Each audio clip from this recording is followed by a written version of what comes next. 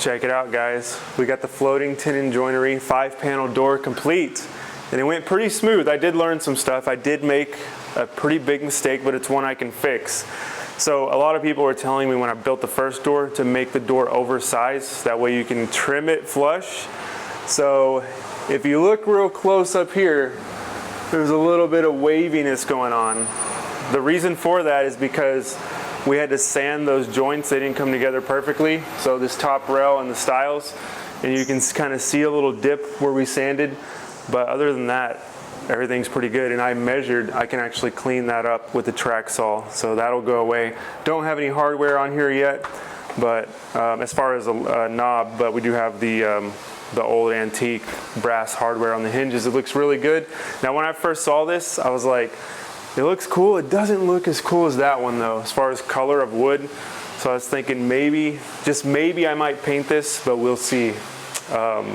It's starting to grow on me. Let's just say it's only been 1 day, so we'll see. I got lucky. The little detail of this cross-setted corner right here lines up perfectly with my top rail. That was not intentional, but hey, I'll take it. Yeah, I'm really happy with the way this thing came out. If you missed the last couple videos, we put that together using these right here. These little floating tenons, these are walnut, and that whole thing is Spanish cedar and mahogany. So we got to go get some hardware for that today. We also have a small job we're doing today. We're putting this in. This is that piece of rift white oak that broke my bandsaw blade. Dang, that thing got crushed in there. Actually, I take that back.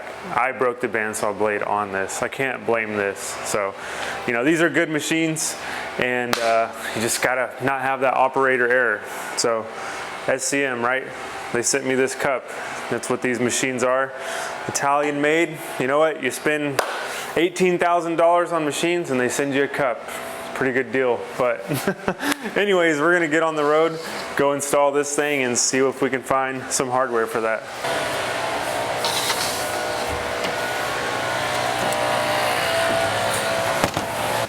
Just getting set up here, and on these small jobs I usually don't even bring out the miter stand, the cut hub. I usually just use the back of the truck right here.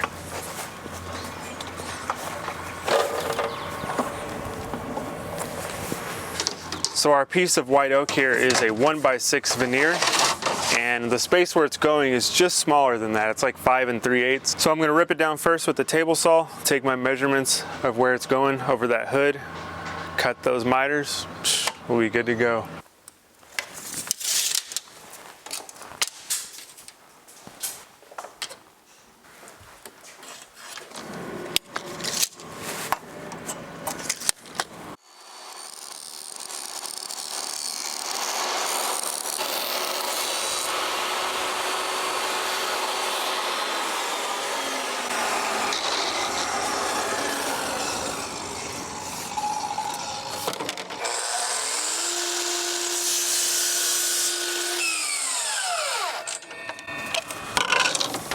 All right, just cutting a little sample right here. This is gonna just be to check to see if it's good before I cut everything up and then cut the miters on it. I really could send the pieces through individually after I already make the miters, but this will work too. Just wanna kind of dial that in.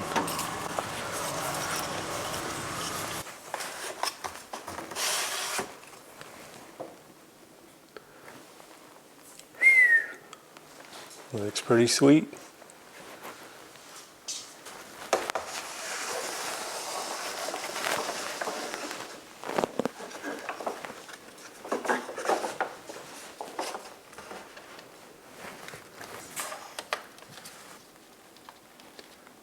So I'd say we've got a pretty good width here. That fit in there nice and snug. Perfect. So now I'm going to start on that right hand side where I measured for, then I'll just work that way and just wrap around. I'm also cutting this stuff flat. I tried to cut it upright at first, like a base, but I think since it's so thin and the grain of the wood being that rift, it's blowing out a little bit on the end. But now that I'm laying it down, I'm not having that issue.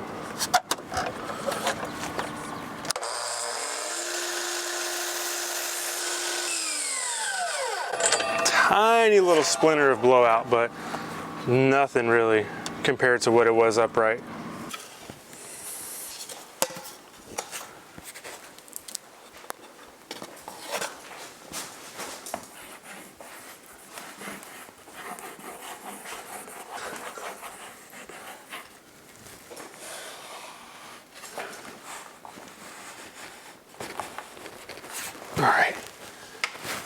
Good fit.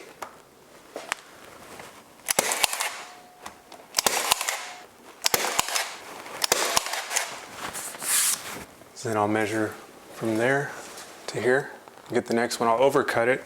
I overcut this one a little bit too, just so I can kind of dial it in, and then hold it in place, and then probably mark it just to be sure. But this will give me an idea of where I'm at. Let's go 49 inches.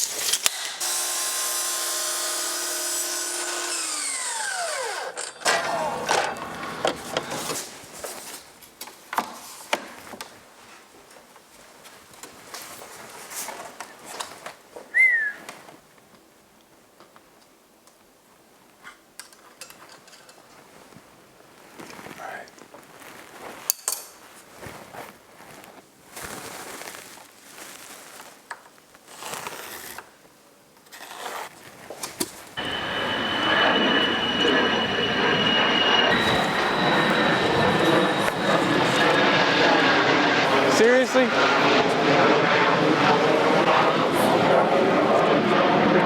Hey, we're trying to do video over here.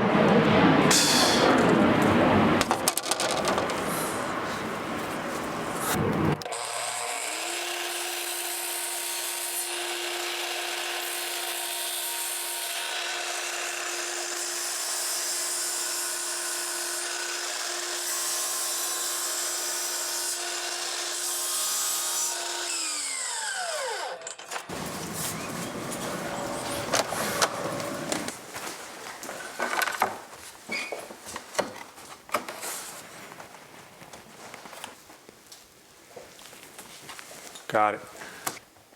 Okay. 13 minus.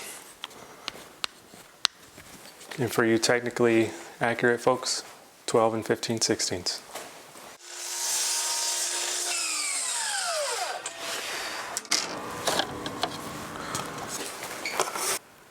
Dang, this came out really good, man. So we'll do a final dry fit real quick.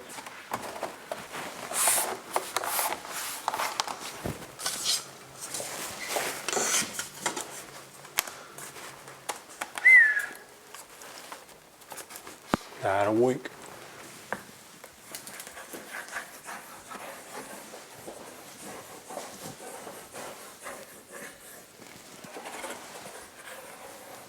This will help a little bit, just so I don't have to completely blast it with pins. The cool thing about this board is we already pre-finished it, so that glue squeeze out should just wipe right off.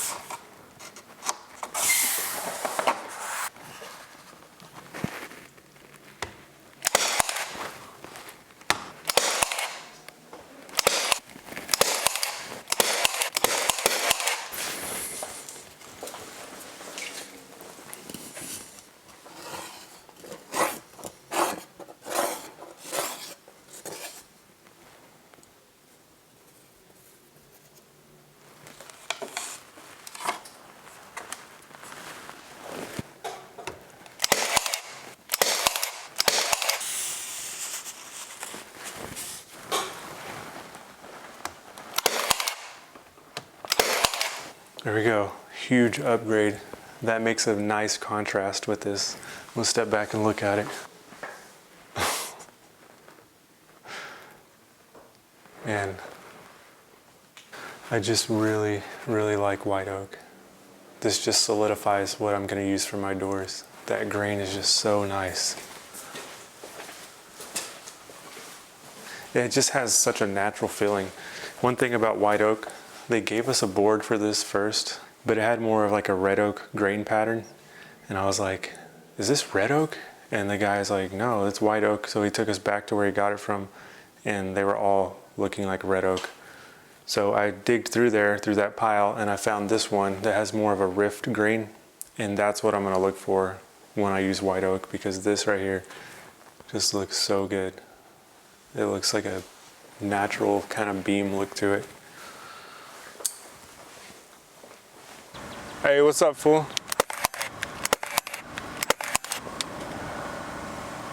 All right, guys, there you have it. Simple upgrade for a kitchen vent hood. That went really smooth.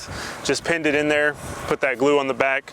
Those pins, we're actually going to take some of this sawdust and put a little glue, mix it up, and just fill those in. You'll never be able to see that those are there.